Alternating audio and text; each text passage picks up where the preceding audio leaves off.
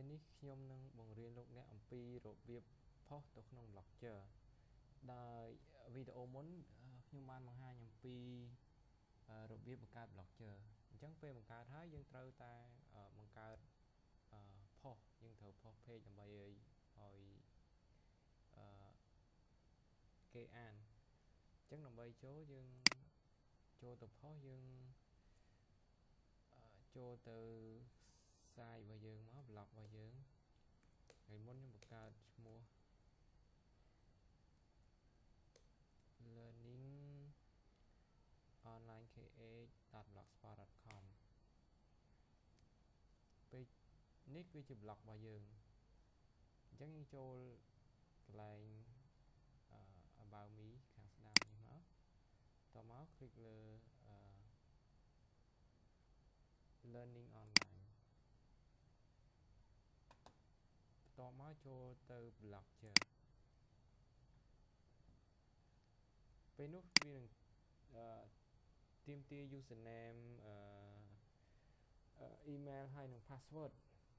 អញ្ចឹងយើងបំពេញមកពេលដែលយើងបង្កើត Blogger យើង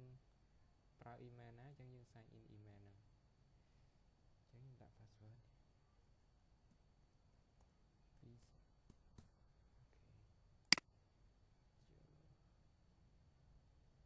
េឥឡូវចូលហើយ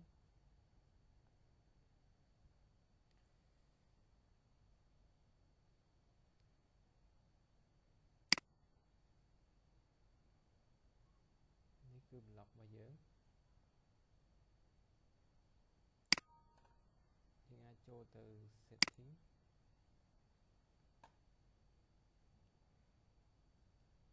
បន្តមកយើងចូលទៅកាន់ post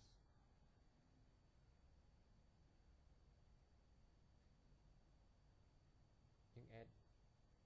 create new post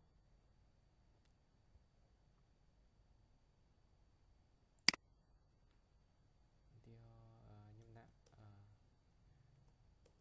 post ចំណងជើង post របស់យើងដាក់ testing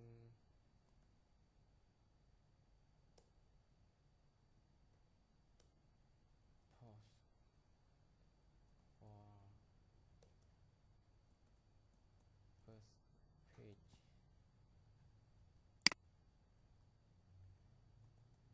កន្លែងនេះកន្លែងយើងសរសេរអត្ថបទ hello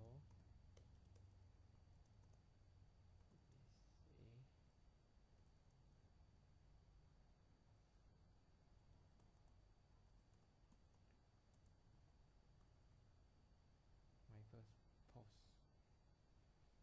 អញ្ចឹងនៅលើនេះយើងអាចយកវា bold ឬក៏ trade បានដូចនៅក្នុង Word ដែរយើងចង់ add រូបភាព click លើ insert image មក you got it